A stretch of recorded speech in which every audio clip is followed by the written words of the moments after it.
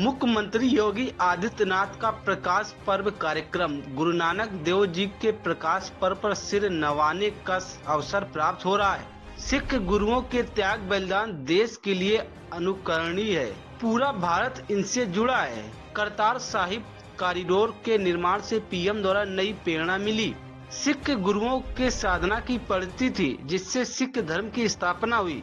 भक्ति के माध्यम से व्यापक जन जागरण हुआ। उस कालखंड में बाबर के अत्याचार के खिलाफ आवाज बुलंद हुई। गुरु नानक जी दिव्य गुणों से ओतप्रोत थे। केवल खालसा एक पंथ नहीं, देश और धर्म की रक्षा करने के लिए गुरु कृपा से निकला हुआ एक ऐसा तेज है, प्रकाश पुंज है, जिसने विपरीत परिस्थितियों में विदेशी ताकतों को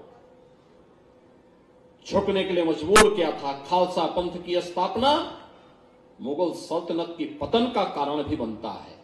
और आपने देखा होगा धीरे धीरे करके जो मुगल कभी भारत के अंदर छाए हुए थे, सिख तो आज पूरी दुनिया के अंदर छाया हुआ है।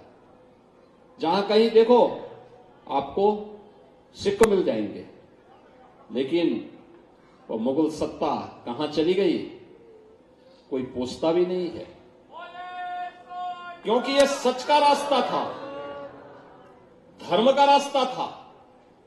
गुरु गोविंद सिंह जी महाराज ने, उनके चार साहबजादों ने, क्या उम्र थी,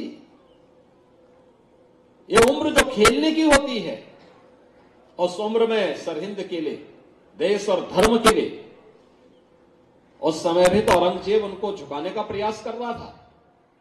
एक बार केवल इस्लाम स्वीकार कर लो, लेकिन उनके दो छोटे पुत्रों ने कहा नहीं, जिंदा दीवार पे चिनवा लिए गए।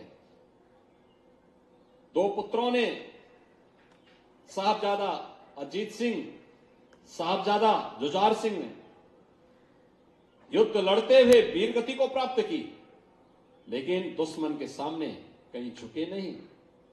और ये हमारा सौभाग्य है जो वर्षों से मांग थी, वर्षों से, दशकों से मांग होती रही थी कि साहबजादा दिवस के रूप में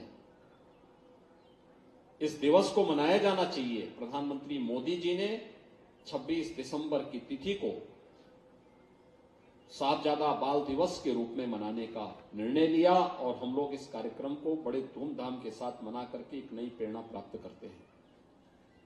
भाइयों बहनों, ये प्रेरणा युगों युगों तक आने वाली पीढ़ी के लिए एक नया ऊर्जा का स्रोत बनता है।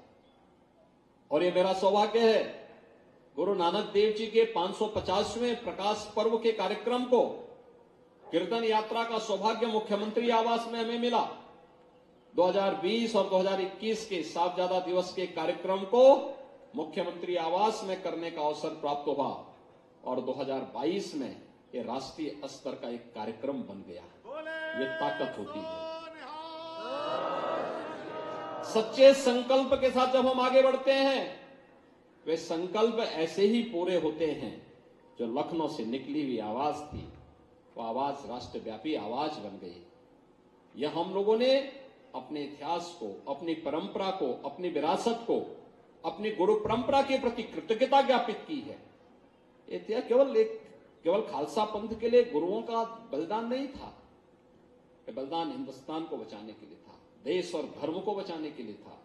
उस कालखंड में जब बड़े बड़े राजे महाराजे और मुगल सत्ताओं के सामने झुक करके अधीनता स्वीकार कर रहे थे, तब सिख गुरु अपने दम पर, अपने बल पर देश और धर्म की रक्षा कर रहे थे।